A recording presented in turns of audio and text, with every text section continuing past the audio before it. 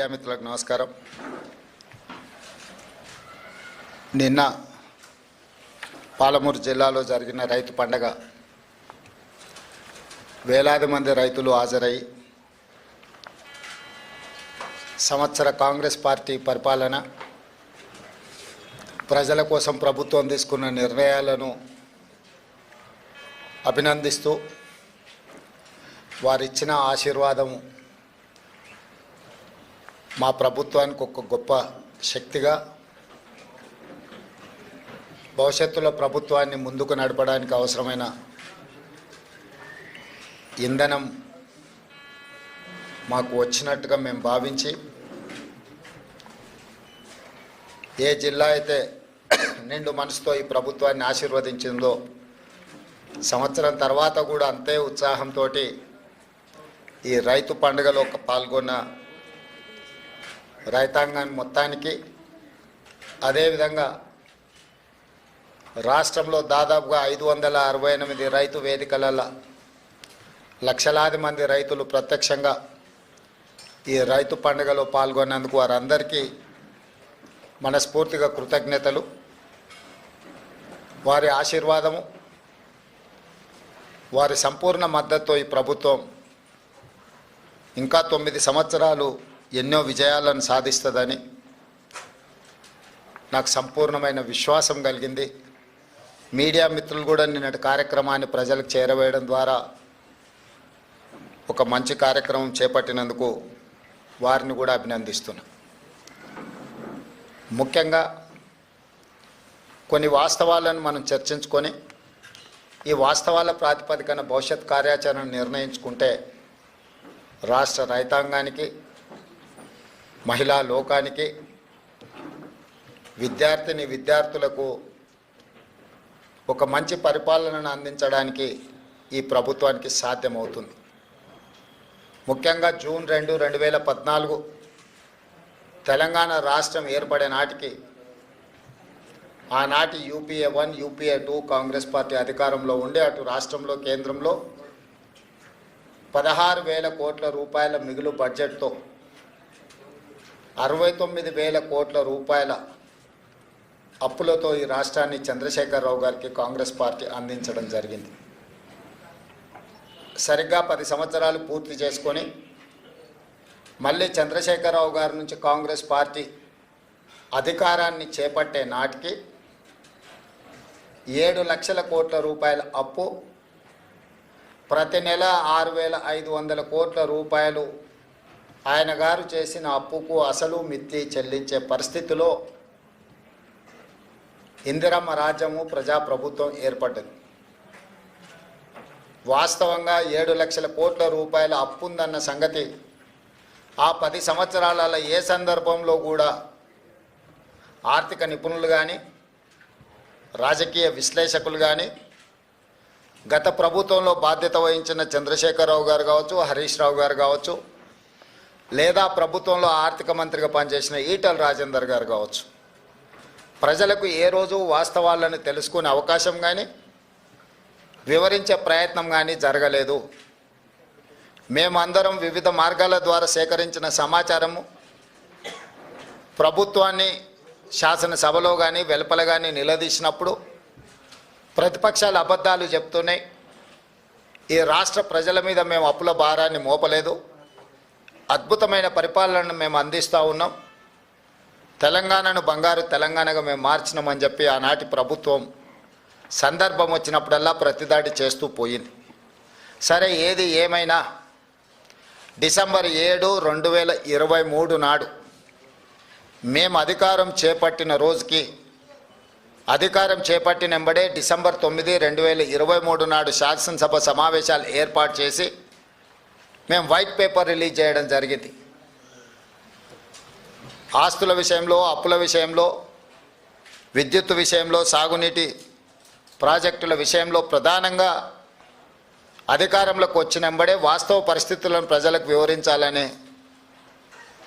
వివరించడం ద్వారా వాస్తవ పరిస్థితులను అంచనా వేసుకొని ప్రభుత్వాన్ని నడపాలన్న ఆలోచనతోని వివరించినాం. ఆ వివరాల ప్రకారము 7 లక్షల కోట్ల రూపాయలు తెలంగాణ రాష్ట్రం మీద అప్పులను చంద్రశేఖరరావు గారు మోపినరు. వారు తెచ్చిన అప్పులకు అసలు మిత్తి ప్రతి నెల 6,500 కోట్ల రూపాయలు ఇప్పుడు మేము కడుతున్నాం. ఆ లెక్కన ఏ రకంగా రాష్ట్ర ఆర్థిక పరిస్థితి దిగజారిందో, క్షీణించిందో ప్రజలందరూ అర్థం చేసుకోవాలి. ఉమ్మడి రాష్ట్రం నుంచి వచ్చిన అప్పుల ప్రకారము సంవత్సరానికి 6,500 కోట్ల రూపాయలు అసలు మిత్తి గట్టే పరిస్థితి నుంచి చంద్రశేఖరరావు గారు దిగిపోయే సమయానికి ప్రతి నెల 6,500 కోట్ల రూపాయలు అసలు మిత్తి గట్టే పరిస్థితి వచ్చింది. అయినా అధైర్యపడకుండా ఇచ్చిన గ్యారెంటీలను అమలు చేస్తూ, అందులో ప్రధానంగా రైతు సంక్షేమం అనేది, రైతును రాజును చేయడమే లక్ష్యంగా పండిత్ జవహర్లాల్ నెహ్రూ గారి నుంచి మొదలు పెడితే డాక్టర్ వైఎస్ రాజశేఖర రెడ్డి గారు ఉమ్మడి రాష్ట్రంలో ముఖ్యమంత్రిగా బాధ్యత చేపట్టి ఇచ్చిన ఉచిత కరెంటు వరకు రైతులే మా ఎజెండా, రైతుల తలరాత, రాజ్యం చేపట్టే వాళ్ళు మారుస్తారని కాదు, రాజ్యంని చేపట్టే వాళ్ళ తలరాతనే రైతులు మారుస్తారని నమ్మిన మేము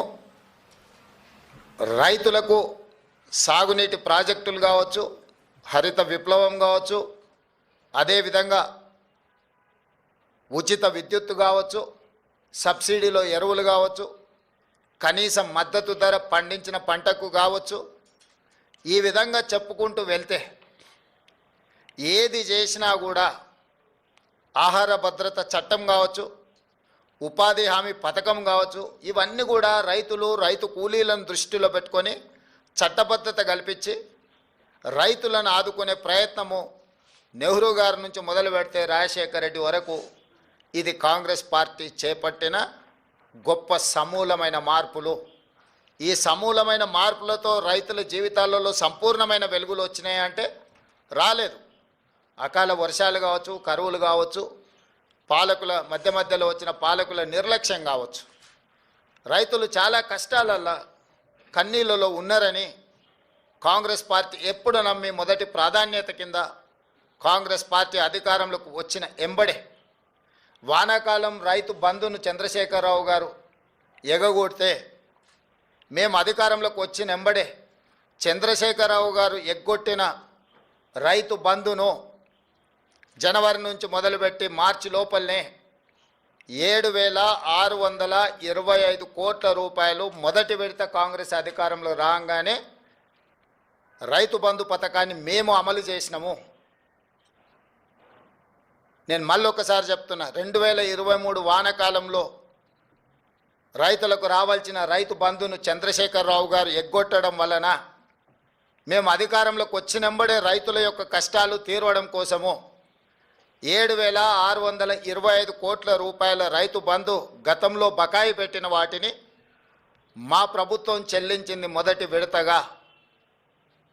ఆ తర్వాత రైతు రుణమాఫీ, ఎన్నికల్లో ఇచ్చిన మాట, పార్లమెంట్ ఎన్నికల సందర్భంగా జరిగిన సవాళ్ళు, వీటి నేపథ్యంలో రైతులకు ఇచ్చిన మాట ప్రకారము 2 లక్షల రూపాయల రైతు రుణమాఫీ 15 ఆగస్టు లోపల చేస్తామన్న మాట నిలబెట్టుకోవడానికి 25 రోజుల్లోనే దాదాపుగా 17,869 కోట్ల రూపాయలు 3 విడతలుగా 21 లక్షల మంది రైతు 18 లక్షల మంది 22,22,067 మంది రైతులకు 17,869 కోట్ల రూపాయలు 15 ఆగస్టు నాటికి మేము మాఫీ చేయడం జరిగింది.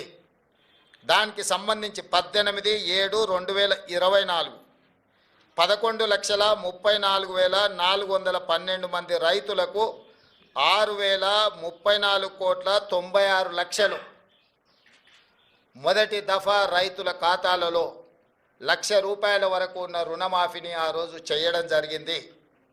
ఫేజ్ 2లో 30/7/2024 నాడు 6,40,823 మంది రైతులకు 6,190 కోట్ల రూపాయలు, 1,50,000 వరకు రుణమాఫీ ఉన్న వాళ్లకు, రుణాలు ఉన్న వాళ్లకు ఖాతాలో రెండో విడత వేయడం జరిగింది. మూడవ విడత 15 ఆగస్టు 2024 నాడు 4,46,832 మంది రైతు కుటుంబాలకు 5,644 కోట్ల 25 లక్షలు. 3 విడతలలో 17,869 కోట్ల రూపాయలు, 22,22,067 మంది రైతు కుటుంబాలకు మేము మాఫీ చేయడం జరిగింది, వాళ్ళ ఖాతాలో వేయడం జరిగింది.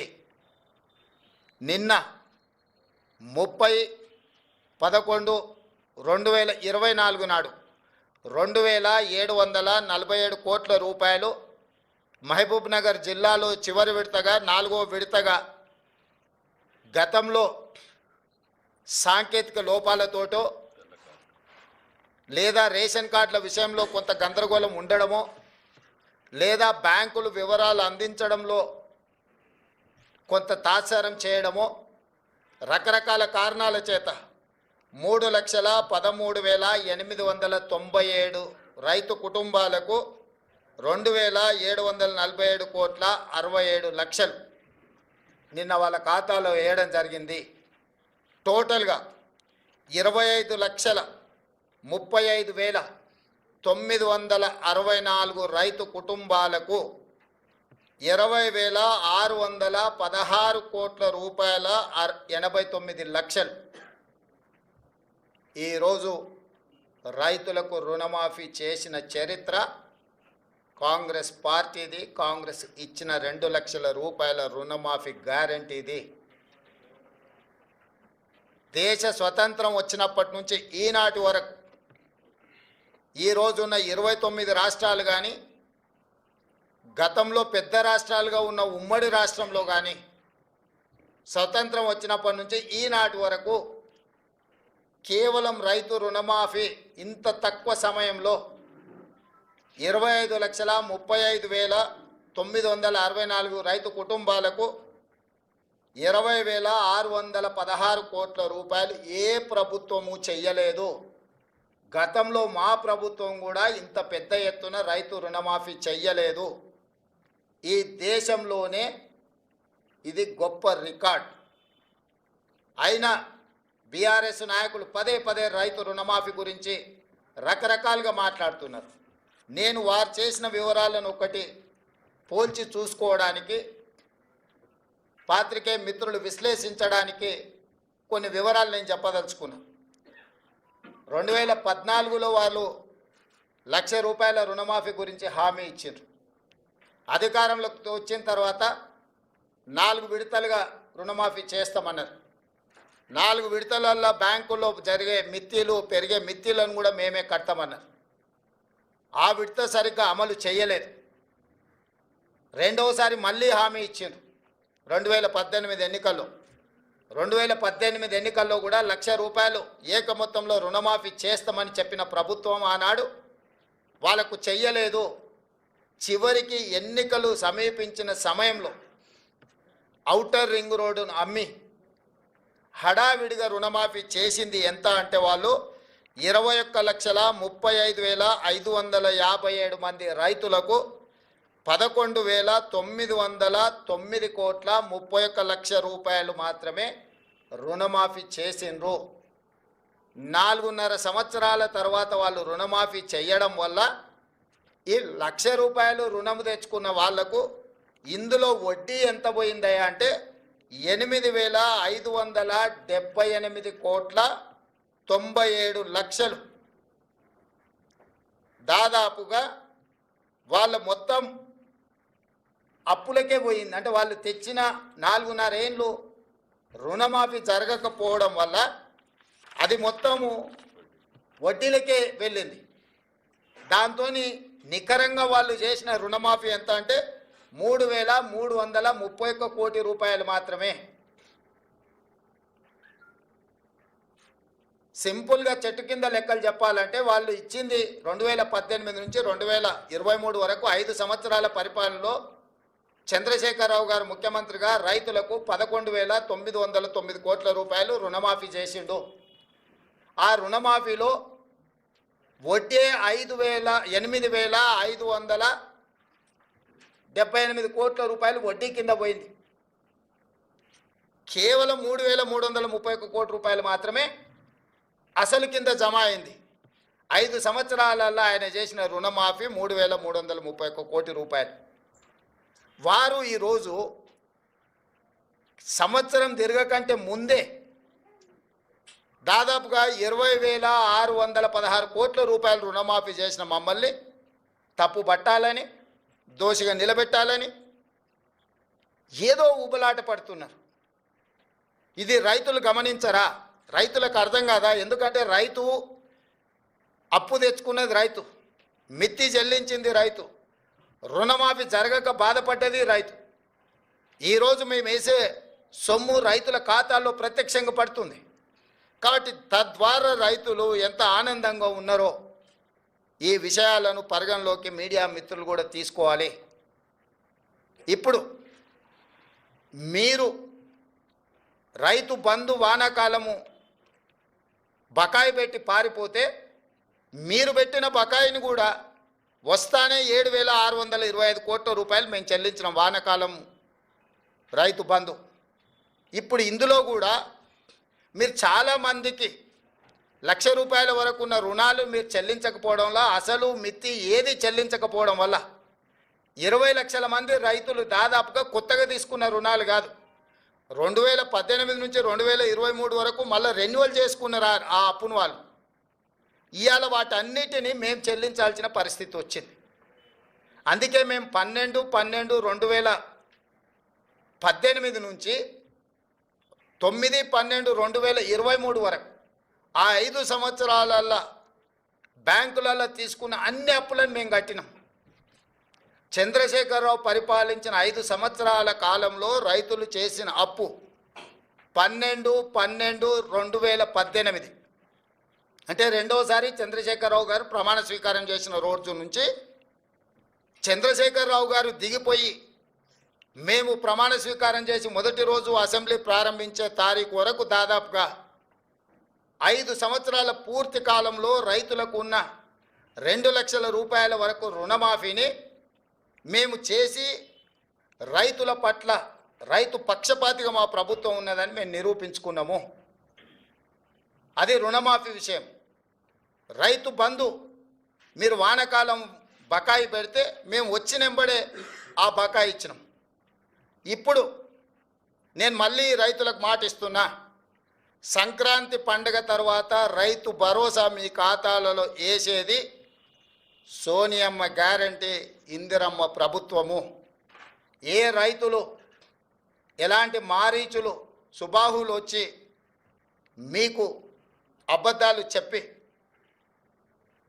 ఆనాడు పురాణాలలో విశ్వామిత్రుడు యజ్ఞం చేస్తుంటే రాక్షసులు ముఖ్యంగా మారీచుడు సుబాహులు వచ్చి ఆ యజ్ఞాన్ని భగ్నం చేయాలని ప్రయత్నం చేస్తే రామలక్ష్మణులు ఎట్లయితే కాపలా కాసి విశ్వామిత్రుడు చేపట్టిన యజ్ఞాన్ని సంపూర్ణంగా పూర్తి చేసిండ్రో ఈనాడు కూడా మా ప్రభుత్వము రైతు భరోసా కొనసాగిస్తుంది. సంక్రాంతి పండుగ తరువాత సోనియా గాంధీ గారి గ్యారెంటీగా నేను చెప్తున్నా, మీ రైతు భరోసా మీ ఖాతాలో పడుతుంది. ఎవరిని నమ్మకండి.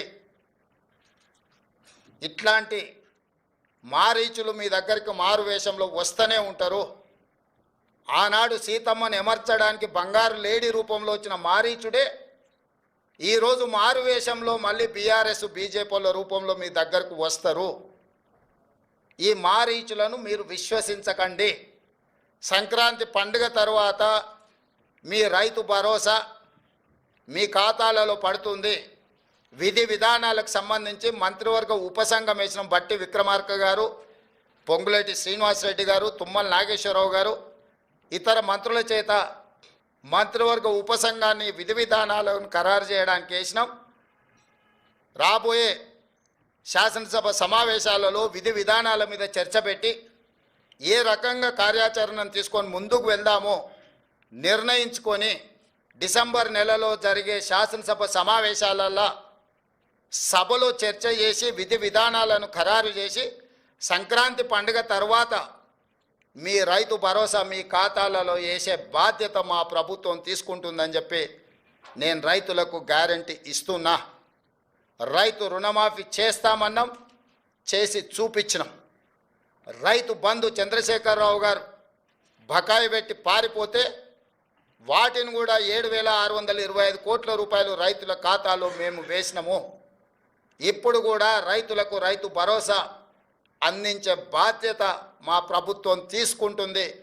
దీనికి సంబంధించి శాసనసభలో చర్చలు చేసి మంత్రివర్గ ఉపసంఘం ఇచ్చే నివేదికను శాసనసభలో ప్రవేశపెట్టి విధి విధానాలను ఖరారు చేసి రైతు భరోసా పథకం కొనసాగుతుంది.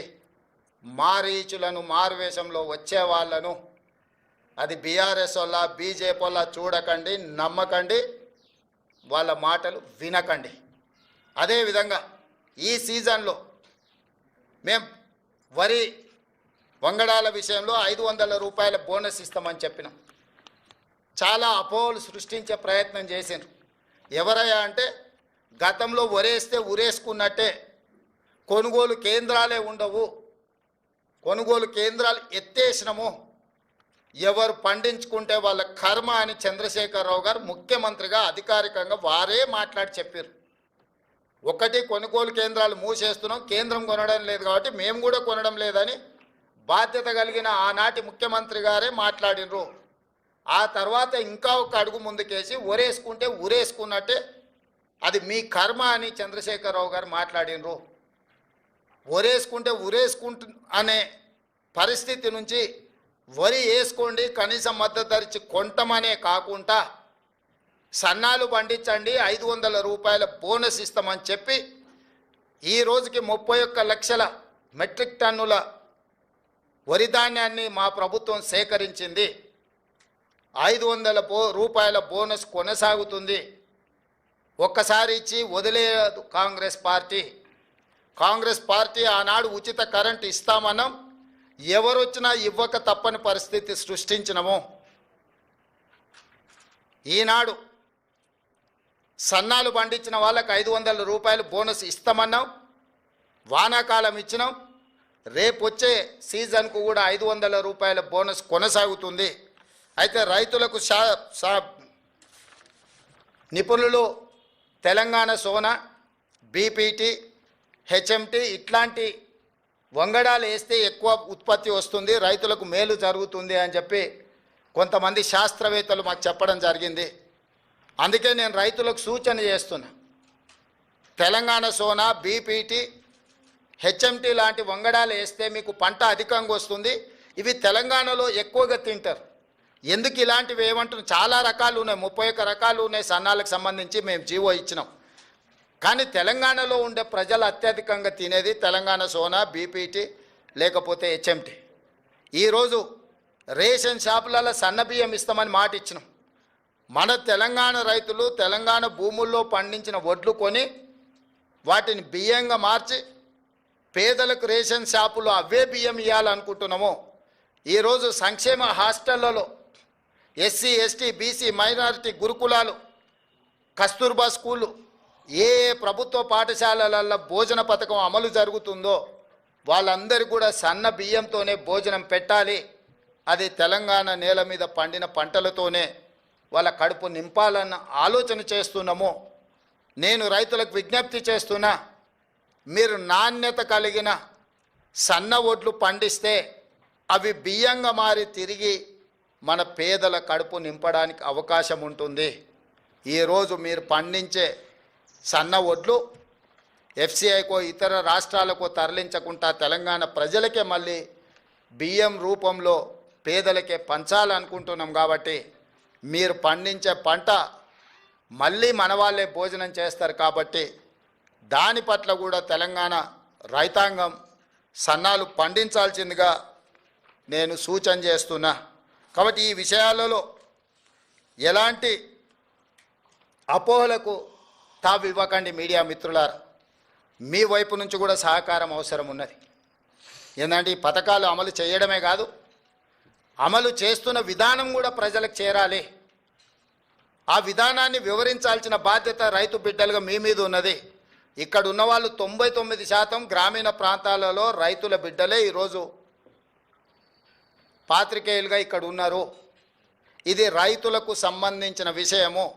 రాజకీయాలకు అతీతంగా రైతులకు దగ్గరగా పేదలకు ప్రయోజనకరంగా ఈ ప్రభుత్వం తీసుకుంటున్న నిర్ణయాన్ని మీరు ప్రజలకు చేరవేయండి. రాజకీయపరమైన భిన్న అభిప్రాయాలు ఏమైనా ఉంటే వేరే సందర్భంలో వాటి మీద చర్చించుకుందాము. ఇది రాజకీయాలు చేసే సందర్భం కాదు. పాలకపక్షమైనా ప్రతిపక్షమైనా ప్రజాప్రతినిధులైనా పాత్రికేయ మిత్రులైనా ఒక బాధ్యతతో ఒక యజ్ఞంలాగా భావించి ప్రభుత్వం చేపడుతున్న ఈ యొక్క మంచి విధానాన్ని రైతులకు చేరవేయండి. వాళ్ళకు భరోసా విశ్వాసాన్ని కల్పించండి. రైతు భరోసా విషయంలో భరోసా కల్పించండి. బోనస్ విషయంలో వాళ్ళకు భరోసా కల్పించండి. ఈ ప్రభుత్వం రైతుల కోసమే ఉన్నది. వ్యవసాయం దండగ కాదు, వ్యవసాయం పండుగ చెయ్యాలి. చేసి చూపిస్తాం. ఇప్పటి వరకు చేసినాం, భవిష్యత్తులో కొనసాగిస్తాం. సార్, రైతులకు అంటే మీరు ఇచ్చినటువంటి కార్యక్రమాల హామీలు కానీ మీరు కనీసం ప్రజల్లోకి తీసుకెళ్ళలేకపోతున్నారు. మీ ఎమ్మెల్యేలుగా, మీ ప్రజాప్రతినిధిగా, ప్రభుత్వం కానీ ప్రజలకు ఈ యొక్క కార్యక్రమాన్ని కూడా అనుకున్నంత స్థాయిలో తీసుకోలేకపోతుంది. అదే అందుకే ఇంతకుముందే మీ బాధ్యత అదే గుర్తు చేసిన. మామూలుగా చిన్నపిల్లలు అంటారు చూడు, సేమ్ టు యూ అని.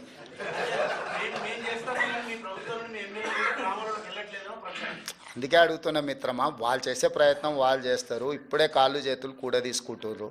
ఎన్నికల సందర్భంగా అయిన గాయాలు మేము మంచి చేస్తే ఆటోమేటిక్గా మీరు చేరవేస్తారనే నమ్మకము, ఇవన్నీ కొంచెం రకరకాల ఇబ్బందులను తెచ్చిపెట్టినాయి. ఆ ఇబ్బందుల నుంచి బయటకు వచ్చి మీరు కూడా తలా ఓ చెయ్యండి. ఎందుకంటే మరీ పేదోళ్ళు అయితే రేషన్ షాప్లో సన్నబియ్యం వస్తాయి. మీకు పొలాలు ఉన్న వాళ్ళు అయితే బోనస్ వస్తుంది. మీరు ఒకవేళ కౌలు రైతులు అయితే 500 రూపాయలు బోనస్ వస్తుంది. రైతు భరోసా వస్తుంది. సో ఇవన్నీ కూడా మనందరికీ ప్రయోజనం చేకూర్చే పథకాలు కాబట్టి మనందరం కూడా బాధ్యతతో ముందుకెళ్దాం. ఇవాళ ఒకరు చేసిండ్రు ఒకరు చేయలేదని మనం ఒకరి మీద ఒకరు ఆరోపణలు చేసుకునే కంటే మనందరం కలిసి ఈ విషయాలను అన్నిటినీ రైతులకు చేరవేస్తే బాగుంటుంది అనేది నా ఆలోచన.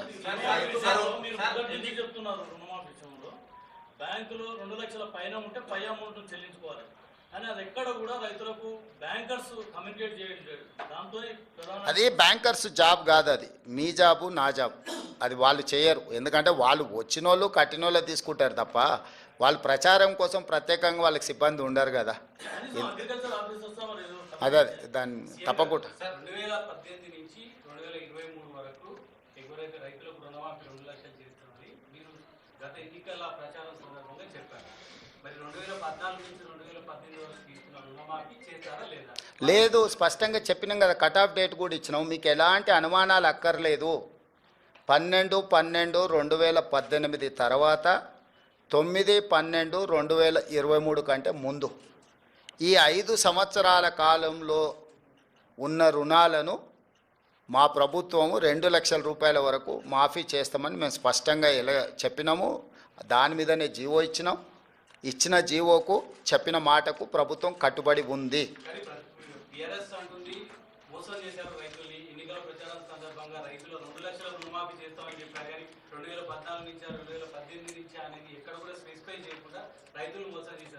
నేను అంతకుముందే చెప్పిన వాళ్ళు మారీచులు సుబాహులు అని. వాళ్ళ గురించి మనకి ఎందుకు మిత్రమా? ఇది ఒక పండుగ వాతావరణం.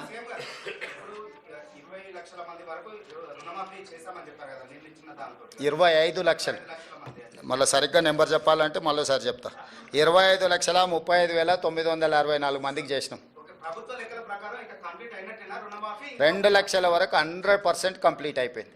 2 లక్షల రూపాయల వరకు బ్యాంకుల్లో 12/12/2018 నుంచి 9/12/2023 మధ్యకాలంలో 2 లక్షల రూపాయల రుణమాఫీ తీసుకున్న వాళ్ళు సంపూర్ణంగా పూర్తి అయిపోయినరు. మా దగ్గర ఉన్న సమాచారం ప్రకారం 100% రుణమాఫీ చేసినాము. ఏదైనా బ్యాంకు 1 ఎక్కడైనా ఎవరిదైనా ఒకవేళ రాకపోతే ఇంకేదైనా కారణం చేత ఏదైనా కారణం చేత ఏదైనా 1 ఎక్కడైనా ఉంటే ఉండొచ్చు. అంటే హ్యూమన్ ఎర్రర్ ఉంటుంది. 100% అని చెప్పడానికంటే హ్యూమన్ ఎర్రర్ ఏదైనా ఉంటే ఉండొచ్చు. ఇంతవరకు నా దృష్టికి రాలే. ఏదైనా ఉన్నది ప్రభుత్వం దృష్టికి వస్తే ప్రభుత్వానికి బేసిజాలు లేవు. మొదట ఇచ్చిన 22,22,067 మంది తర్వాత ఈ 3,13,000 మంది వాళ్ళు సవరించుకొని వివరాలు తీసుకొస్తే ఎంబడే ప్రభుత్వం మళ్ళీ స్పందించి ఇచ్చింది. 15 ఆగస్టు రోజు వరకు బ్యాంకులు ఇచ్చిన సమాచారం మా దగ్గర అంతనే ఉంది, 2 లక్షలు. ఆ తర్వాత వివిధ సందర్భాలలో మీరైనా అధికారులైనా ఇంకొకరైనా లేకపోతే ఎవరికైతే రుణమాఫీ జరగలేదో వాళ్ళు ప్రభుత్వం దృష్టికి తెస్తే ప్రభుత్వం మిగతాయి కూడా నిన్న విడుదల చేసింది. సో మేము ఇచ్చిన మాటకు మేము 100% కట్టుబడి ఉన్నాము. శ్రీనివాస్ రెడ్డి గారు,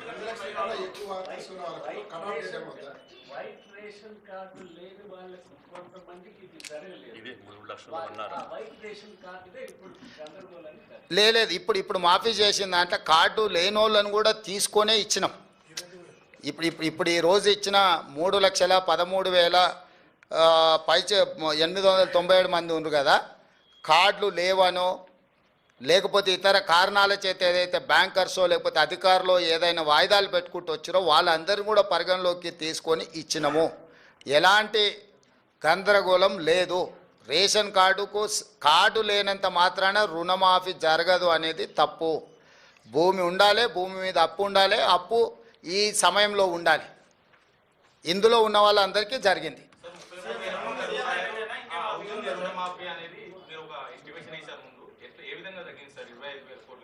ఇప్పుడు 31,000 కోట్లకు ప్రాథమికంగా బ్యాంకర్సు మాకు అంచనాలు పంపించారు.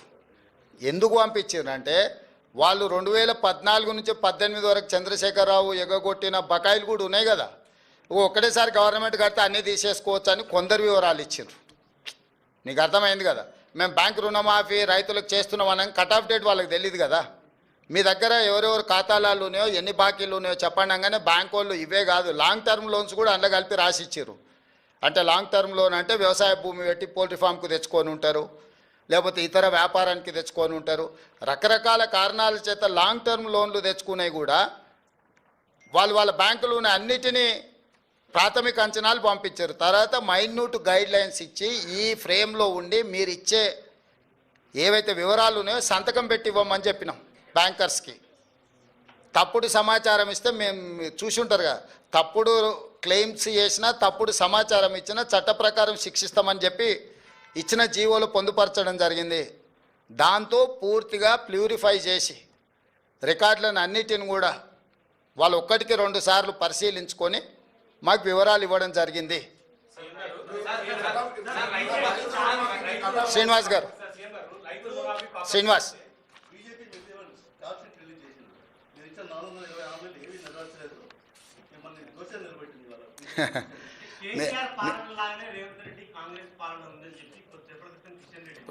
నేను అదే కదా. ఇప్పుడు గుజరాత్లో నిషేధం ఉంది అని వాళ్ళు చెప్తారు. మీకు బస్సు పెట్టి తీసుకెళ్తా, గుజరాత్లో ఏమేమి బ్రాండ్లు దొరికితే ఒకసారి చూసేద్దాం పదా. కిషన్ రెడ్డి గారికి తెలంగాణ రాష్ట్రంతో ఏం సంబంధమై మాట్లాడడానికి మొన్ననే చెప్పాను, నేను గుజరాత్ గులాంని అక్కడనే పోతున్నా అని. ఆయనకేం అర్హత ఉంది? వారికి ఒక్కటే నా సూచన, 2014, 2019, 2023 3 ఎన్నికలలో నరేంద్ర మోడీ గారు ఇచ్చిన హామీలు మేనిఫెస్టో కాపీలు తీసుకొని మా మంత్రులు వస్తారు. వాళ్ళ తరఫున ఎవరు వస్తారో 11 సంవత్సరాల మోడీ గారి హామీలు, 10 నెలల్లో మా హామీల మీద ప్రత్యేకంగా చర్చ పెట్టుకుందాం. మాకు ఎలాంటి ఇబ్బంది లేదు. అందుకే నేను మంత్రులను పంపిస్తా అన్నా.